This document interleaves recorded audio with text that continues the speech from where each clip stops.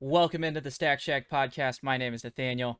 I am joined with Gabe as always. We have a lot of content that came out last week, and we're going to talk about all of it.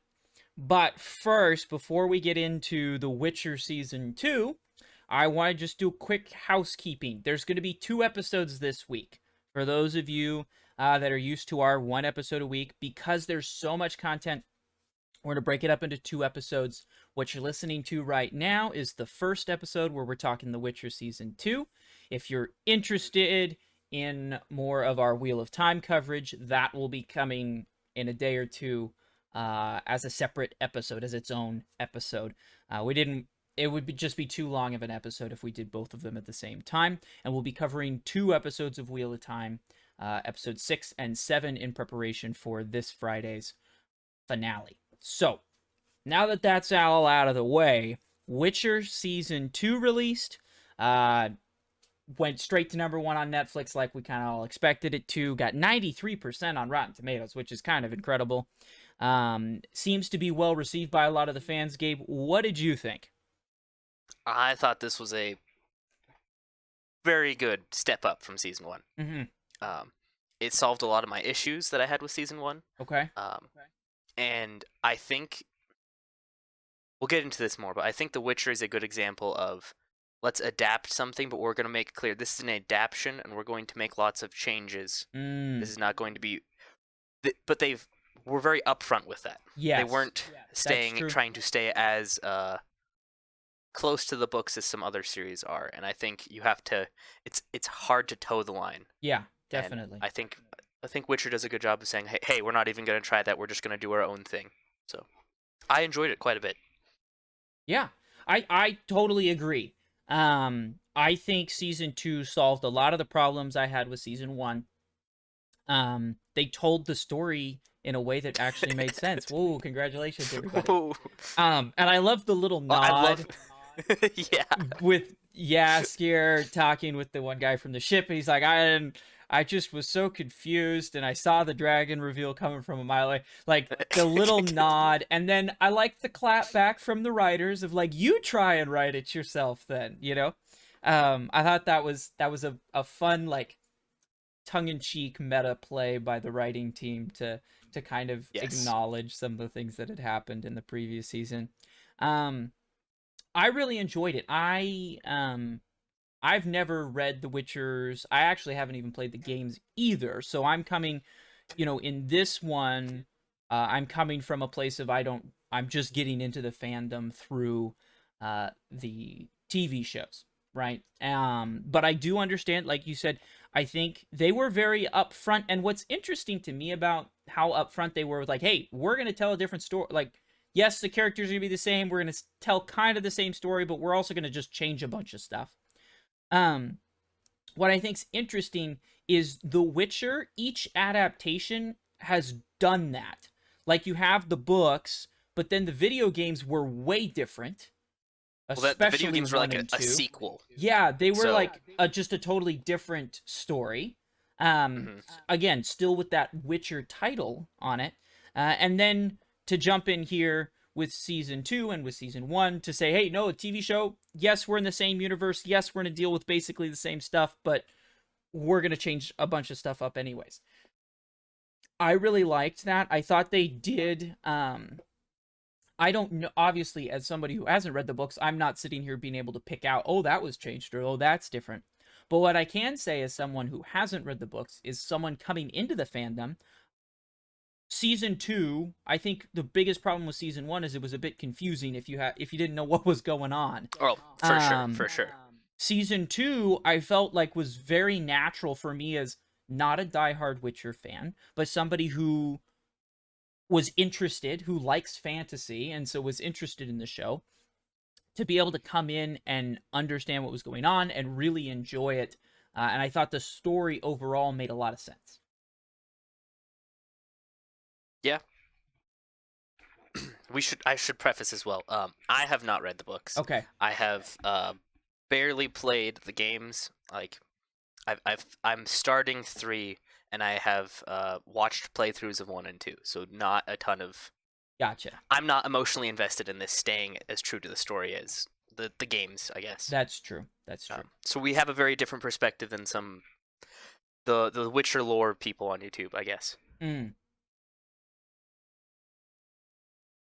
But I would totally agree. I think that they definitely solved the multiple timeline narrative issues Yeah. from season 1. Mm-hmm. I would also say I feel like every episode was a lot stronger this season than first season. Yeah. I never was sitting through an episode going like, "Ugh, God, Well, let's just get to the next one." Yeah. Mm-hmm. Yeah, it was always like, "Ooh, okay, this is a new thing." Mm-hmm. I was always interested. Yeah, that's a good point. I felt in season 1 there were a lot of there were some episodes there in the middle where I was just like, well, I just got to get through this. I'm like looking at my watch. All right. Here's another hour. We're going to get to the next episode. Here we go. Another hour gone. Yeah. Whereas this season I just kept hitting next. Oh yeah. I'm excited. I'm interested. Every episode was solid. If you were following my Twitter, you saw I live tweeted the whole thing, so you can see how excited I was about stuff. Let's talk some favorite moments. I think both of us really loved the show. What were some favorite standout moments for you, or standout things? Maybe contrast some of the stuff with season 1 that you thought they just did much better. What were some of those moments for you? Well, right off the bat, one of the things that I thought stood out a lot was all the CGI this season felt a lot better than the first season.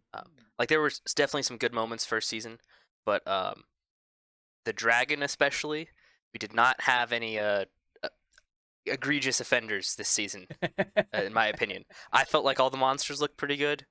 We didn't have as many monsters, I guess, either. No, we so there's didn't. That. We had a lot fewer monsters. They probably were like, we can put a lot more into these moments. I felt like all the combat sequences felt pretty good too. Yeah. There was never like I keep going back to that dragon episode in season 1, but when they're all standing around fighting, like at the very towards the very end, I just felt like that fight scene pulled me out of it so much. Yeah. I felt this season there wasn't anything like that. Every fight scene I was like, oh, okay. I mean, maybe not. That guy's kind of just standing there on occasion, but for the most part, every fight scene felt pretty good as well. So I think just the maybe attention to detail in those two categories was a lot better in this season. Yeah. Season 1. I would agree. I thought the creature design, although we did get kind of less monsters, I think it felt like there were maybe less. But maybe that's probably. just because there was so many other things that our characters were actually doing.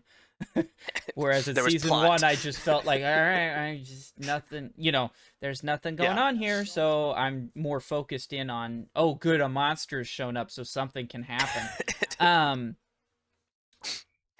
I thought the creature design was really awesome.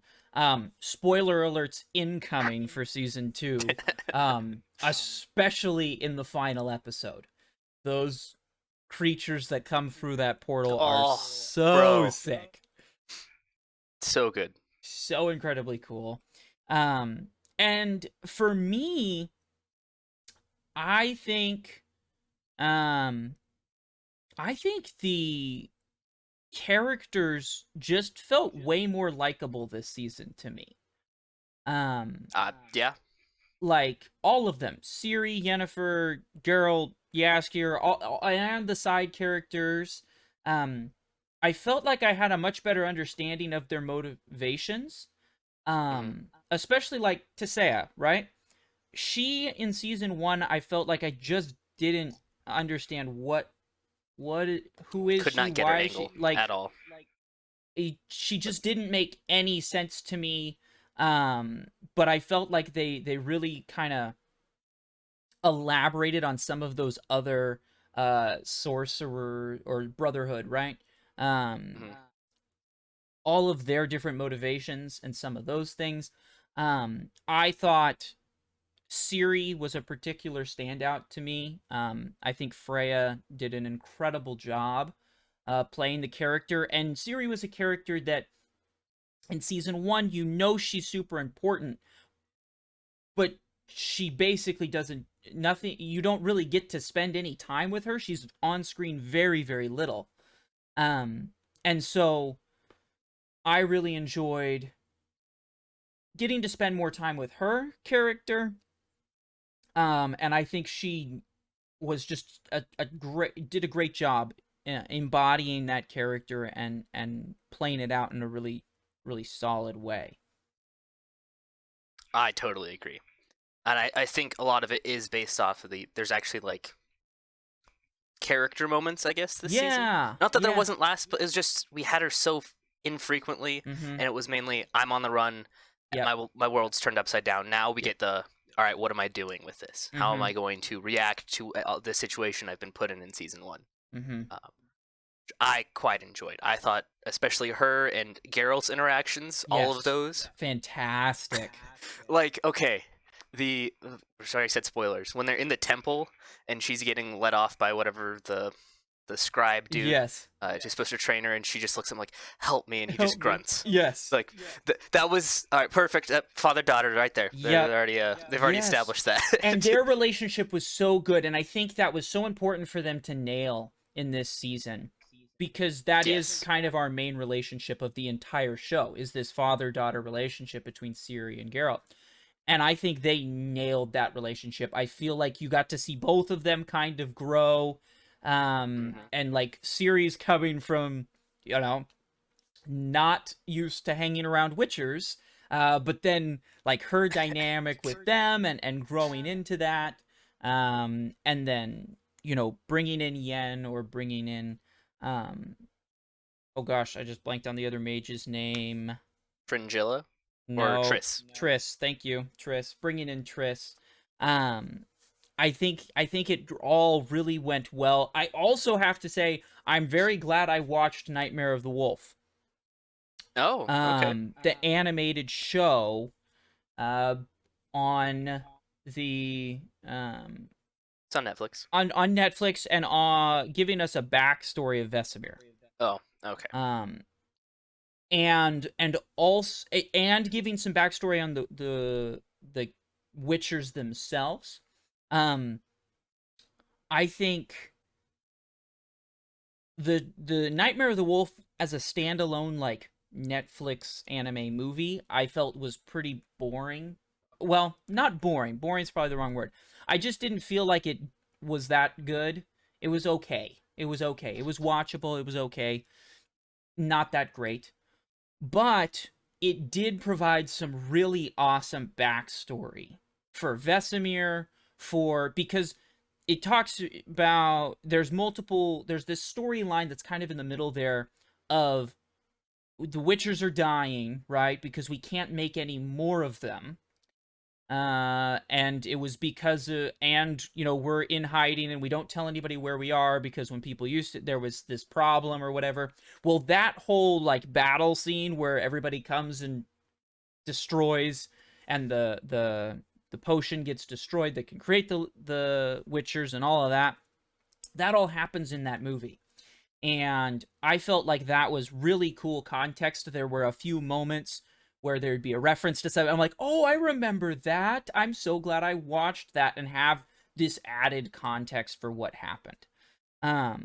So I thought that was something I wanted to touch on, because I know a lot of people, if you're just watching the mainline show, maybe you didn't hear about anime, is not your thing, right? And you didn't watch it. I felt it was a very cool companion to this season. Oh, I'm glad to hear. I have not had a chance to watch it yet, so I only know based off of what's from the games I've seen. Mm-hmm. So Gotcha. I'm glad I added a lot, because when I started the Nightmare of the Wolf, I'm bad at the title. I just kind of wasn't interested. Yeah. Like I watched it, and we get to the first little fight scene. He kills the witch, and I'm like, not witch, whatever the creature he fights at the beginning. Uh-huh. Was it a Leshy? I think it was a Leshy, but I don't remember. I think it was too. But yeah, I was just kind of, oh, okay, this is a little more anime than I was expecting for a Witcher show. I was expecting more Castlevania level fights, and that was we're leaping off of trees, darting between tree to tree, like ooh. It's just a lot more than I was anticipating. Yeah, it was a little more on the anime side, although I guess yeah, that's true. But I think it was a good companion just for the story beats, I think is what I would say. Okay. If you enjoy the Witcher universe, maybe check it out. like I said, I don't think it's particularly excellent, but I think it has some. It adds It context, adds which some is good nice. context, some fun. Oh, I remember that moments throughout watching season 2. That's with season 2. There was quite a few moments where I'm like, I love how they're just kind of nodding at this moment that we all enjoyed from season 1. Mm. Basically, any moment with Yaskir was just, let's do a little nod back at what happened with season 1 and laugh about it. Yeah. I loved that. Yaskir, it was. I think we needed more of him this season. Hmm. I would have loved just for some more comedic moments in some of the episodes. It would have been nice to see Interesting. what Yaskir was doing. I don't know. I just wish Yaskir was a bit more fleshed out as a character at times. Yeah, he feels very much just there for comic relief and to be the helpful like little guide through Yeah, parts of the story. which is fine. But then we get like the whole he and Geralt meet up again, and he's going off like, "Oh yeah, you did all this to me, you this to me. Okay, I'm with you again." Like, it was funny, and I think it worked. But I just wish there was more of a character moment there. Yeah, Yaskier, I guess, I don't know, something might be wrong with me. I never thought he was that I didn't really like him in season 1.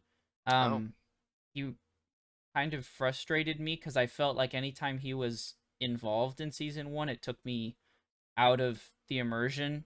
I feel like this season, in my opinion, they did a better job with Yaskier of not making it, I don't know, not breaking my immersion whenever he showed up. That's what I felt like okay. he was in season 1. I think that's probably just me because everybody loved him. I didn't think he was that good of a character. I could have done without him in season 1. But I feel like he did bring some stuff to season 2, and was a little better.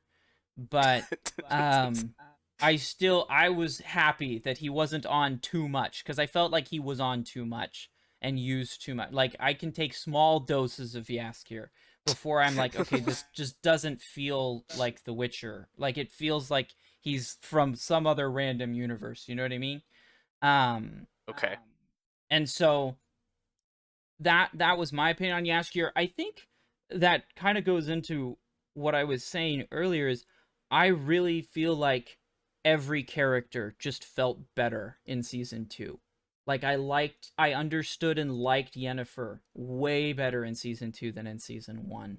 Um I liked Geralt, I liked Freya, I felt like all the characters just felt more authentic maybe this season, and felt like they just fit better. Yeah, I would agree. Like, I feel like I understood. I can't even think of her name now. Yennefer's motivations and her character well in season 1. Mm-hmm. Um, but maybe that was just because she was the only one who really had a large character story. Like, her whole plot in all of it was just her character, whereas Geralt's was we're gonna go fight a monster every Yeah. episode. Mm-hmm. I felt like Yennefer had the most character focused plot, and in season Definitely. 2 they all kind of had a character focused plot going on. Yes. Um, Yes. so yeah, I would agree. It definitely helped season 2 be more focused on character. Yep. And I think that really helps the overall, that combined with the more linear storytelling. Also, I just want to take a moment here. We talk about the fact that we had way less unnecessary nudity. This In is fact, true. I would say Yeah. we didn't have any unnecessary nudity. And There was one. yeah, but it was The so fast. Oh yeah, it was very So quick. Like I'm like, whatever. That one's one of yeah, those hand waves. Whatever. Uh, yeah. We didn't have a Yennefer in a castle of whatever, however she drugged them with magic. yeah. I'm just Yeah. and I'm gonna, if you come back in a couple days and talk and listen to us talk Wheel of Time, I'm about to rip Wheel of Time for it.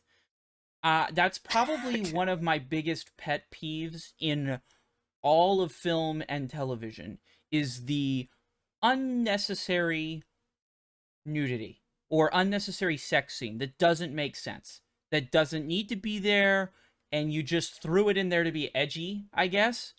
And I hate it when you do that with any type of content where, like I said, I didn't love Yaskir's character in season 1 because I felt like he was just thrown in there to be funny when he didn't need to be. Or when we didn't feel like I needed the comic relief, or maybe I needed it a little bit, but not quite that much, right? I hate it when people just are like, well, what is this show missing? Well, we don't have a sex scene. We better throw one of those in there. And it just feels forced, and it doesn't really lend itself to the story. And it's one of those things that, as, an older brother or a parent, you have to now be like, well, I guess I gotta skip this scene for my 8-year-old, And that frustrates me beyond all, beyond everything. Yeah. And I was very happy that season 2, I did not feel like I had to consistently every episode skip some random scene that they threw in there to be edgy. I really appreciated that. Yeah, I totally agree. It was great that we didn't have any of that. Again, it was just that one scene, but it was the Witchers are celebrating. It's the end of the year. Like, Yeah. Mm-hmm. Okay. Yeah. Whatever. And it kind of makes cool. sense with how we've set up the Witchers as kind of playboys.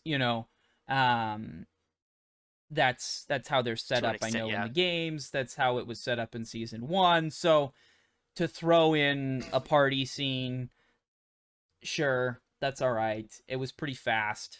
It was very skippable. Yeah. Nothing and really was needed there. No, it wasn't. But if you're gonna only take 30 seconds out of my 8 episodes, I won't get on you totally too fine. aggressively. I won't get too mad at you. Whereas in season 1, when you're taking massive chunks of episodes where I just felt it was lazy, specifically with most of the Yennefer scenes. I'm like, yeah, you could have done this in a much more artistic and tasteful way. Or just give us something that's actual content. Yeah, or give us actual content. Exactly. One of the two was prevalent in season 1. And frustrated me. But season 2 did a much better job of that. And I think that was something, if you remember, we did talk, I think, Witcher season 1 at one point last year on the podcast. And one of the things I remember from finishing season 1 is I really liked how season 1 ended. I felt like the last 2 episodes, maybe 3, really made me go, oh, okay, I'm actually interested in this show now. And yes, my biggest hope was, would season 2 continue that? And they did. And that made me very excited. And just very, very, very happy to see that they took the episodes that were at the end that I was like, okay, I need these to be good. I want this show to continue more like the way it ended, and it did, and that was incredibly. I was happy to see that. Yeah, I totally agree. The last few episodes were kind of like, okay, we're building to this plot line, we're getting there, we set all the pieces up, and then season 2 really just said we're just gonna focus on that plot line only, which I appreciated. Yeah. I enjoyed how the episodic season 1 was of The Witcher, but I feel like it's better with more of a focused plot. I think it works a lot better for the show. Yeah.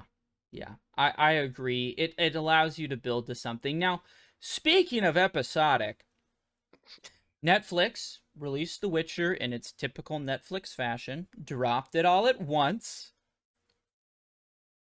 As always. What did you think of that? We've been critical in the past. Do you think it worked for this show? Do you think it should have maybe been done a little differently? What are your thoughts on that?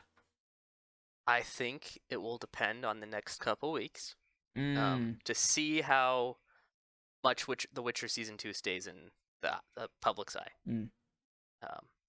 Because it's been up like only 4 days so far, right? Yeah, only a 4 or couple 5. days. Yeah. Yeah. So it's still probably trending on Twitter. It's still gonna be going. Mm-hmm. But I feel like once you hit a week out or 2 weeks out, then Yeah. Witcher's just gonna die off. Mm. And I hope I'm wrong, because I think The Witcher Season 2 deserves all of this. Yeah. I understand why people who want a more true adaptation of the books can be frustrated, but Totally. I think Season 2 does it's a good story regardless of the source Regardless of the source material, for sure. which kind of what we're having issues with Wheel of Time right now, but that's Yeah. for the other episode. But that's for in a couple days. Yeah, so I think Netflix should have really taken a cue from how the reception of Arcane went. Now, Arcane is just a phenomenal show, Yeah. regardless of how it was released. And, League of Legends has a big fan base and all of that. Yeah. I still think they could have done something similar with Witcher. Maybe not 3 episodes a week, maybe just 2. I don't know how I would have divided it up. Mm-hmm. But I feel like there are so many episodes that have a good, like, almost cliffhanger ending that could have just like, oh, here's a nice plot twist, or I guess just the season ending is a great plot twist, but that is true. I feel like it definitely would have helped the show stay in the public eye with how well done this season was if they had spread it out so that more people could talk about it. Yeah. I think I would agree. I was I've been more on the fence. Early on I was like, "Oh, this is cool. You dropped the whole season at once. I kind of like this idea." But the more I experience it, the more I don't like it. And even though, like, yes, it was cool to be like, "Hey, Witcher dropped. I have the day off on Friday. I just need to take care of a couple things in the morning, run a couple errands, and then I am ready to go." And just binge the whole thing. And it is nice, selfishly, I'm like, oh, next episode, right? And you get to be able to finish it immediately. But I feel like part of the enjoyment in a show, part of the excitement of, oh, it's a TV show, is watching an episode and then having to wait for the next one.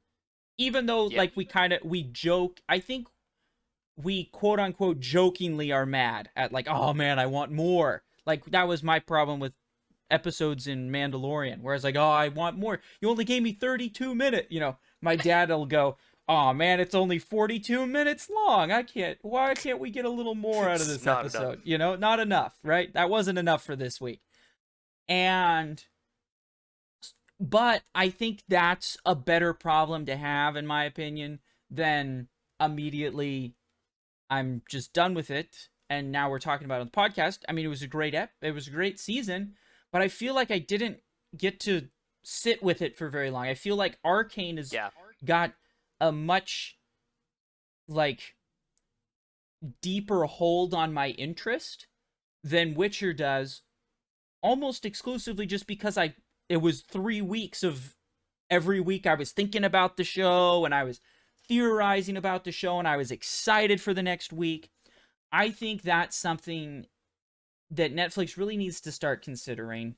I know they were the ones that they did the binge culture thing and that's their thing, but I really look at a show like The Witcher and I wish, even though, yes, I was happy to be able to get through the whole thing and watch it on my own schedule and not have to wait for new episodes, but I think I would have liked to just watch it 1 episode a week or 2 episodes a week. Like you said, we could break it up a little differently, maybe go 2 episodes a week. Give me 2 hours a week. I think that's pretty decent. Feeling like I sat down and watched a decent amount of content right there.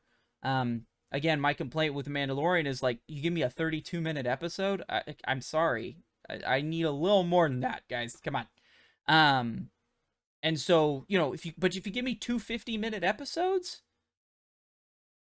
that's a pretty good chunk of content. I feel like I would be satisfied after those 2 episodes. And like you said, there were so many moments where it ended on a bit of a cliffhanger, or, there was a little bit of a twist coming down the pipeline, or you were introduced to a new character that I think would have had better impact if I didn't immediately just click next episode and see the resolution of whatever that was instantly. Yes. Um, Being able to just sit with it after a little bit, yeah. discuss it with friends after, really just makes you think about the show a lot more. Yeah, appreciate the show a lot more, I think, too. Yeah. And I think the way Arcane did it was so good for Netflix in that sense. Mm-hmm. Of we still have the binge culture. You Yeah. can watch all 3 episodes at once. That's a good what?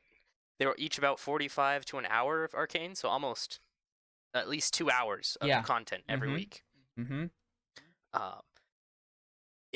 Arcane worked well for that because of how they structured. I don't know if it would work well for other things, but I think it still works for Netflix in the sense that this trending this week, you can still see this one hit that point. Yep, it sits there for a while. Yeah, I think it would work especially well with their big name things, just to keep, hey, this is already people are very appreciative of this.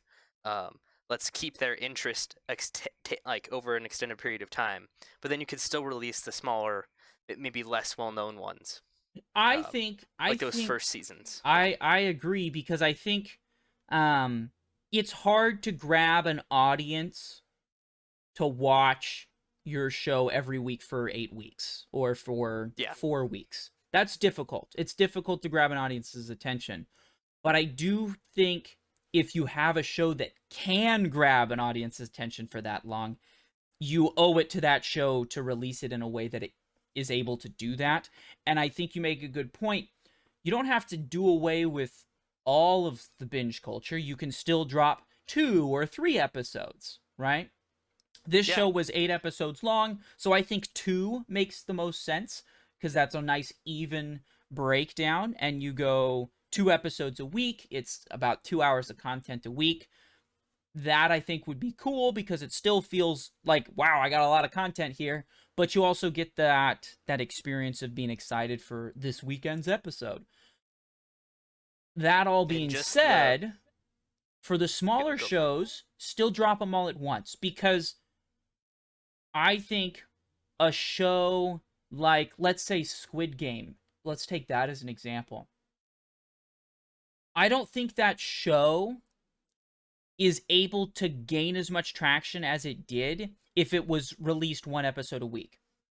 Because I don't think enough people were on the lookout for that show, ready and excited for that show, that they were going to watch 1 episode and be like, yep, I'm sticking around till next. I'm so excited for next week after 1 episode. But what it was able to do is it was able to get enough people that are like, oh, this is interesting. I mean, I'm free tonight. Let's just sit down and watch for a little while. And then be 3 or 4 episodes in going, oh my gosh, this is the greatest ever. I gotta tell my friends about it. I gotta watch it all right now. For the shows that don't have big fan bases already, I think dropping it all at once is nice, because you as the fan can just jump in and go, and if you're loving it, you just finish, right? You don't have to wait, or, okay, I gotta, and if it's not very good, you just get it over with, right? You haven't kind of clogged up your release schedule with new episodes of a show that's not doing well. So I think it can make sense for the first season of a show to be, or, smaller shows to just grab everybody's attention immediately. But The Witcher felt like it was done in an episode by episode way. Yes. And it would have been fine if you just released 1 episode a week, and it would have been fine, or 2 episodes a week. Whereas other shows, like, I would say, like Queen's Gambit, or maybe Squid Game. I actually haven't seen Squid Game, so, roast me in the comments, go for it. But a show like Queen's Gambit, it really just felt like 1 big episode is how it was done, in my opinion. It didn't feel super like, okay, there's episode 1, episode 2. It just felt like 1 big, long, 8-hour movie. And if your show is set up in that way, then I think it makes a lot of sense to drop all at once. A great example is, I think, Band of Brothers, the HBO World War II miniseries. And that's, I think, the difference between a miniseries and a TV show, like and a regular television show. Witcher feels like regular TV. A show like Queen's Gambit or a show like Band of Brothers feels like a miniseries. And if it's a miniseries, I'm all for dropping it all at once. Because that makes more sense to me. Yeah, I would agree with that. It really the format of how you're structuring your show changes how it would be released. Yeah. And I think Arcane was really good at that in saying we have these 3 arcs. Yeah. Let's just release it as 3 different parts. Mm-hmm. Essentially. Mm-hmm. Yeah, I can totally see that. And one of the drawbacks though to dropping everything at once. Uh-huh. That's a lot of content for someone to be like I haven't watched Squid Game either. I've had plenty of friends recommend it to me. Yeah. But it's hard for me to go, all right, I am already a whole season behind. Let's get caught up. Yeah, that's a good point. Like it can be what's the word for it? Daunting. Good for those people. Well, daunting for people who don't have a ton of time. Yeah. Or aren't immediately drawn in. That's true. Because for someone to go like, okay, Squid Game gets really good episode 4, I'm like, that's 4 hours of my time that I have to do to get just to that to point. Find out if I like it. Yeah, like you're that's hard, especially when there's shows coming out all the time or shows that people are already staying caught up on. Yeah. So just I think it's easier for just a consumer, someone to be like, hey, like first week of Arcane, you should watch Arcane. They released 3 episodes. Yeah. Oh, you can get a minutes good feel each. for I it. can do that. Yeah, that's pretty good. Or even like The Mandalorian. I definitely tried Mandalorian the first episode and said it was good. I've had friends who watched the first episode said it wasn't their taste. Yeah. Totally fine. It's just being able to just have that is a lot more approachable than saying, "Oh yeah, the whole season's out. Well, tell me when you're done with it." Yeah, that's true. That's a good point. That is a good point.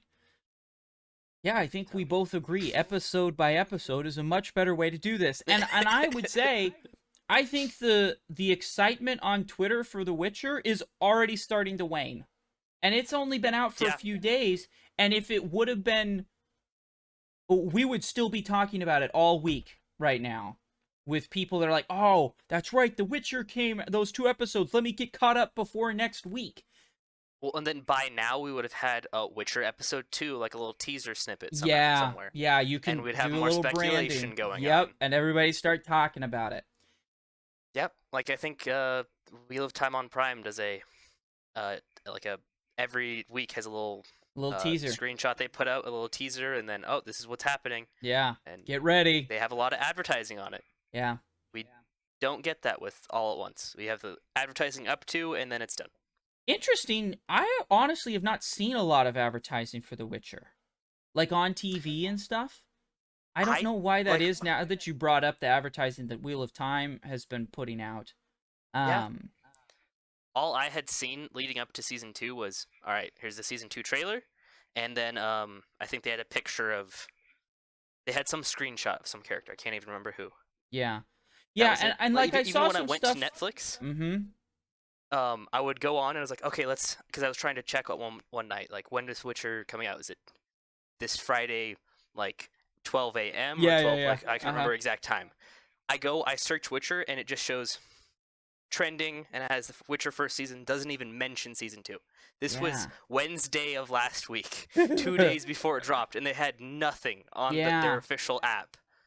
I think you bring up a good point. The marketing for Witcher season 2 I didn't feel like hit the way it needed to. And interestingly enough, even when I was live tweeting about it, I got a couple of comments where of like, "Oh my gosh, that came out today? I didn't know. Yeah. I got to go home and watch it. Like, I can't wait till I get off work." You know, those kinds of comments of like, "Oh my goodness, I totally forgot that came out." That's not a good sign when fans of your show don't know it's out. Like, if you are a fan of The Witcher, you should have known and seen, and it should have been plastered everywhere. And if you're trying to bring in the bigger audiences, It should have been. Gotta have a bit more advertising. Gotta see a little more advertising, especially for a show that's being this successful on Netflix. But let's all just be happy. This show was very successful on Netflix. The second season is much more highly rated than season 1 on Rotten Tomatoes.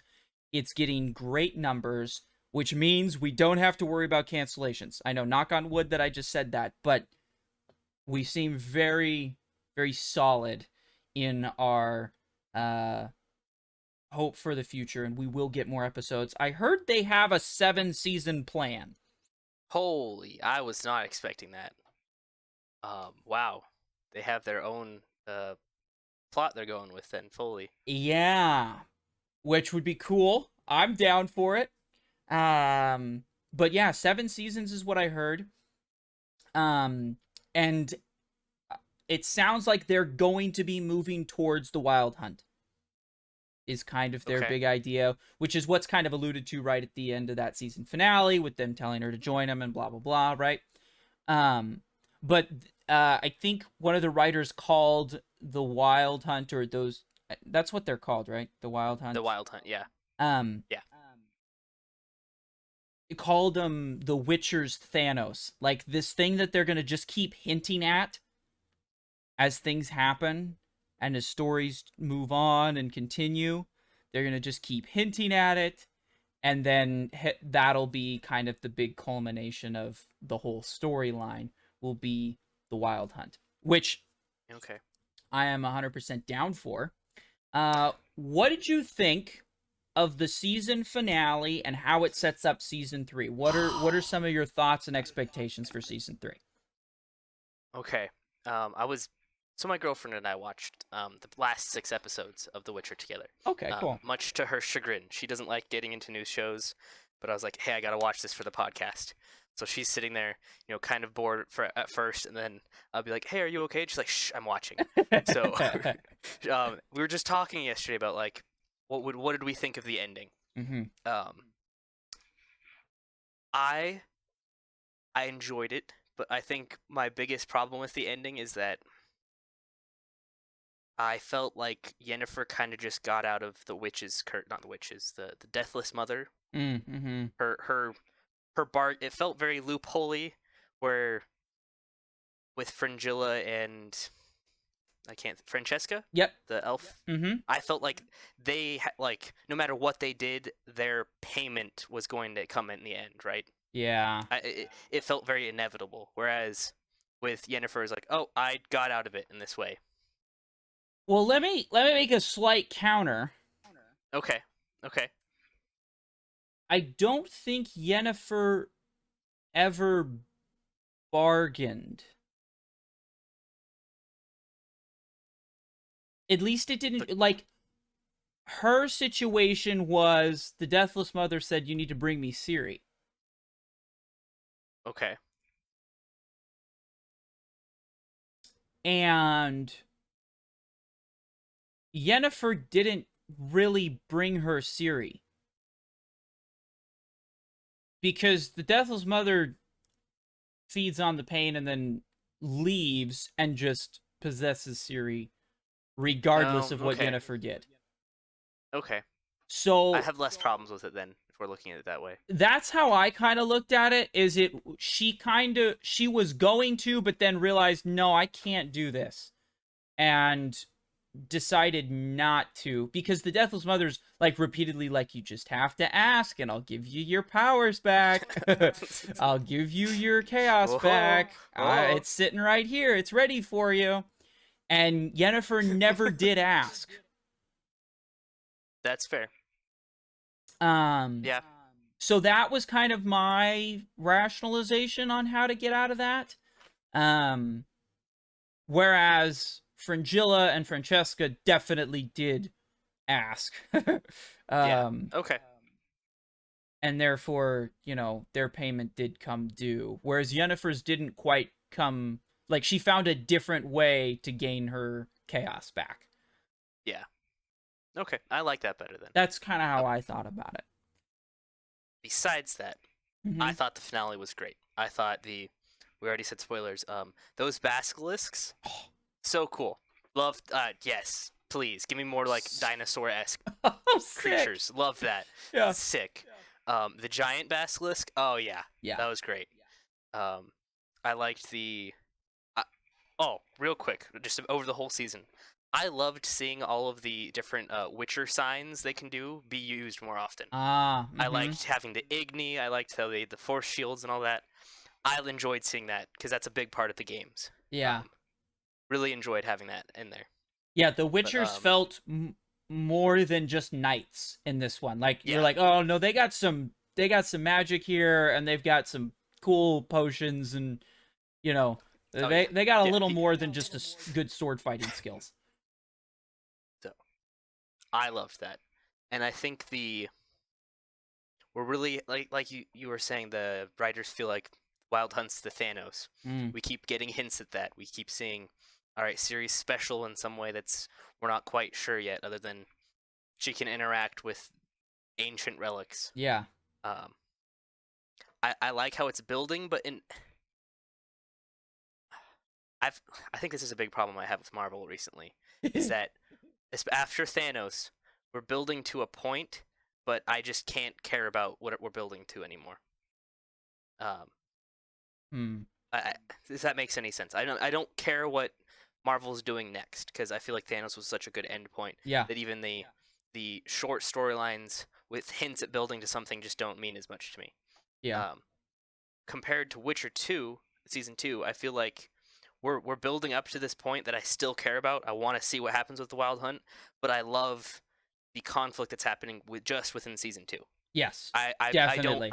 I'm not sitting here going like, why didn't we get Wild Hunt now? I'm like, ooh, that was good. Now we have more in the future. Yes. Like, I'm satisfied with what we have rather than still looking forward, if that makes sense. I would agree. I felt like it was a great season. Like, I'm fine. There doesn't need to be some bigger threat coming. Like, that season was good enough for me. Like, it kept me involved and invested.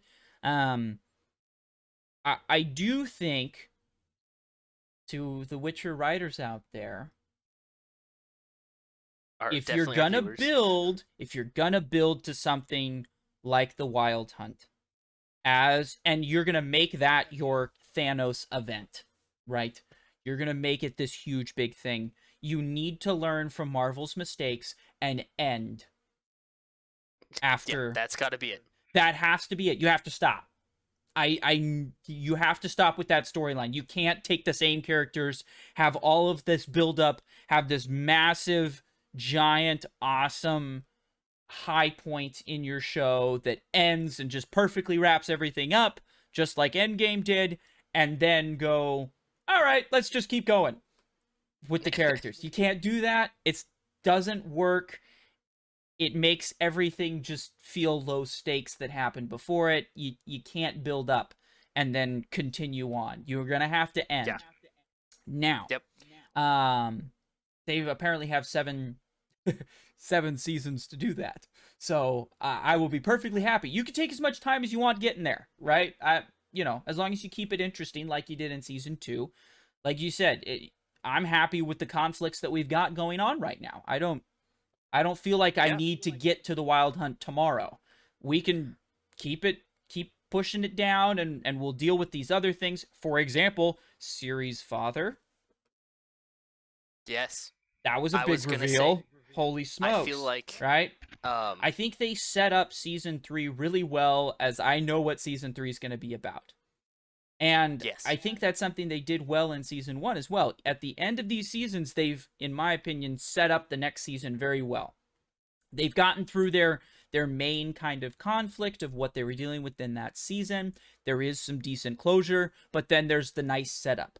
For example, in Season 2 here, I know that next season it's going to be about Yen and Geralt and Ciri being on the run from everybody. Like, there's a bunch of factions that are now after Ciri. And so they're going to have to run around and keep her safe the whole time. And that's that premise alone will be plenty for 1 or maybe even 2 more seasons. Like, you don't even need to necessarily add any other conflicts. Just that and playing the different factions of groups that are after Ciri off of each other. you could ride that for 2, maybe 3 more seasons, in my Oh opinion. yeah. Well, also I know in the books and the games, the Brotherhood does split up into different at least 2 factions because there becomes like a sisterhood group at some point. Yes.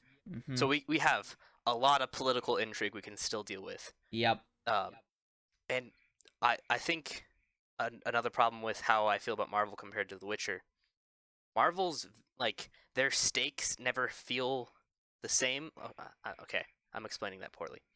With The Witcher, I Mm-hmm. feel like every conflict we have, at least in season 2, is equally as like the stakes are just as high.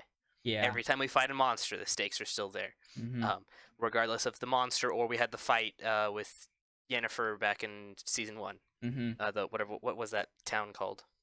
Oh. Where Nilfgaard invaded. I can't Yeah. remember. Yeah. um, Sodden. Ha Sodden. Thank you. Yeah, there Brain's we working. go. I just had coffee and still not going. I feel like each conflict still has stakes while still getting progressively because of the context of the stakes, it's getting better. Mm-hmm. It's not like this is even more dangerous or Yeah. it's not like a power creep of stakes. Correct. It just kind of feels like the context around them is changing enough where it just works It somehow. always I feels don't know high how to describe stakes. it. It still feels Yeah. high stakes. It doesn't feel like it doesn't feel like it has to continually one up itself of like, oh, there's a bigger Yes. monster and a Yeah. bigger monster and a bigger monster. No, it just feels consistently high stakes. And we have we're more, the way we're kind of raising the bar as far as our interest and our excitement over different events is by the context around them of like, oh, whoa, Yes. that makes, series doing this, or we've got, people dying, or we've got, whatever. There's just added context. And like you said, there's so many factions right now in the world. We've got plenty to build upon on all of those different characters and their relationships, and you can keep that political intrigue going along with the on the run of our makeshift family. Yeah. Well, and then they also have plenty of other factions to pull in if they wanted from the source material. It's true. Like there's a whole we have the elves, but there's a whole different faction of elves that are more militant that we haven't seen in the show yet. Yeah. Which is a fan favorite of a lot of the game fans. One of the elves is named Yorvith. He's a badass. Nice. So we have they can even add more to add more intrigue to what's already going on politically. Definitely. So like, if they really wanted to drag this out without it feeling bad, they could. They have plenty of angles they could draw from. They do. Yeah, I don't feel like I'm running out of stuff. I feel like I'm still really excited about the universe.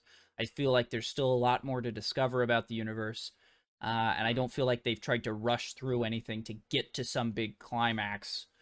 They've stayed more straightforward.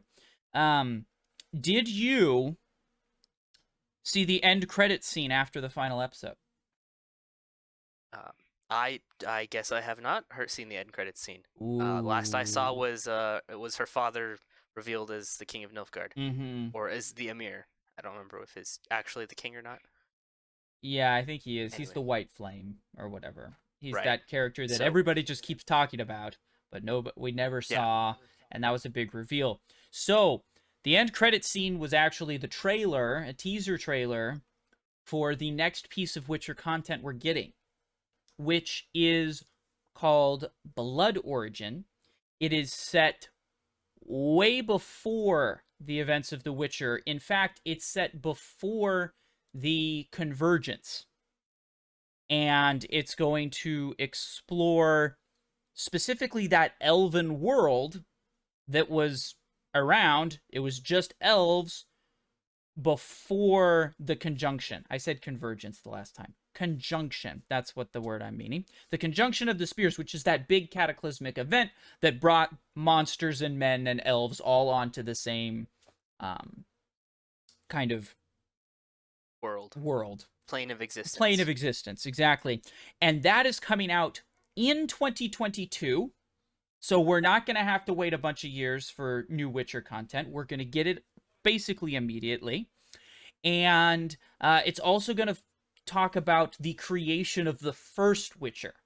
So the show is definitely going to start before the conjunction, but we know that the Witchers weren't created until after the conjunction when the elves realized they needed a monster of their own to fight it, right? And so the first prototype Witcher, we're going to get a bunch of backstory on that. We're going to get backstory on the what actually happened with the conjunction.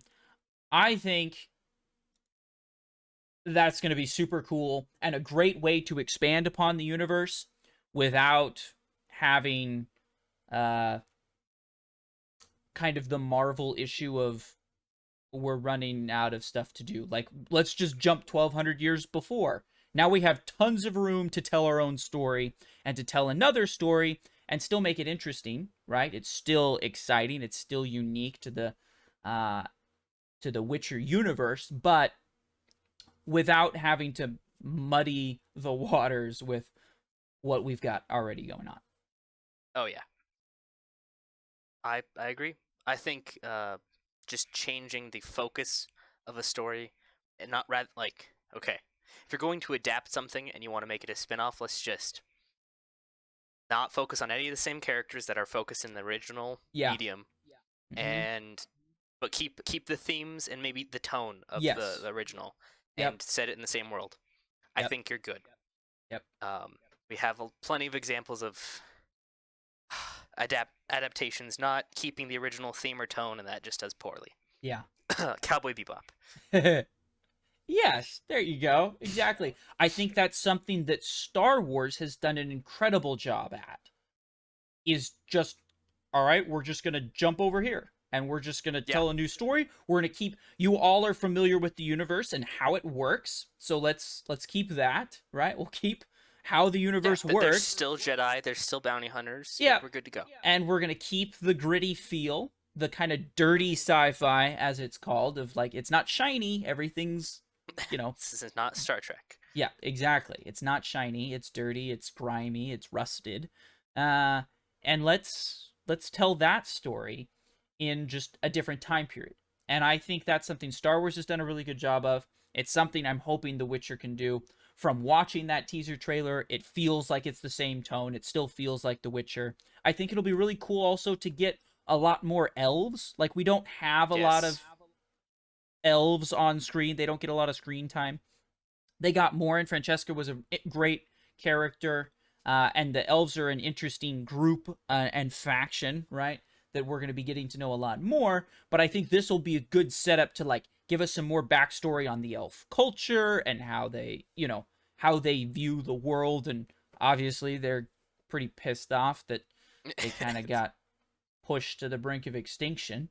And so, surprise, surprise. and I think that the kind of social aspect of The Witcher is what made the game so popular, of like these monster hunters, but and there was even discussion in season 2 of, you know, monsters do bad things to people, but then men do bad things to everybody, and then, you know, this kind of what is a monster and how does that work, and deeds done, unforgivable ones. I think there's some really I think that's one of the more interesting dynamics that makes The Witcher unique, is how it comments on, you know, racial tensions and different cultures coming together and the conflicts that arise when you have, you know, those different ideas on how society should function and that kind of thing. And the ownership of like the elves are like, we were here first, and they're like, well, we didn't choose to get thrown out of a sphere, right? We didn't choose to be here. We were fine on our own world. Right? The deathless mother basically just wanted to get back to her home world. Those kinds of things, I think, make The Witcher unique as a fantasy story, set it apart from all of the others, and are something I'm glad they're starting to lean into even more. Totally agree. I can't wait for season 3 and all the spin-offs that we're gonna get from Netflix. Um, I I was sold on season 1 just because of Henry Cavill. I don't know how much of that you heard. It cut off I for didn't me hear any partway of through. it. What? I didn't hear any of it. Oh, okay. I totally agree. I think The Witcher is just doing like such a good job of setting itself apart from, say, like it's not trying to be Game of Thrones. Nope. It's not having that issue of being compared to Game of Thrones, like say Wheel of Time. Um, it's doing its own thing, which I'm totally happy with. I can't wait for more. I mean, Yeah. I was already sold with season 1 just because Henry Cavill did such a good job of playing Geralt. Yeah. And season 2 still does a great job. No one can grunt like him. Um, so, yeah, I'm ready for all the content to come. Yep. It's going to be great. And we're Mhm. definitely going to cover it on the podcast. Oh, we totally forgot. Oh. What's your overall rating of season 2? Oh, I guess I didn't give a overall rating, did I? We did not give a score. I'm going to say 9 out of 10.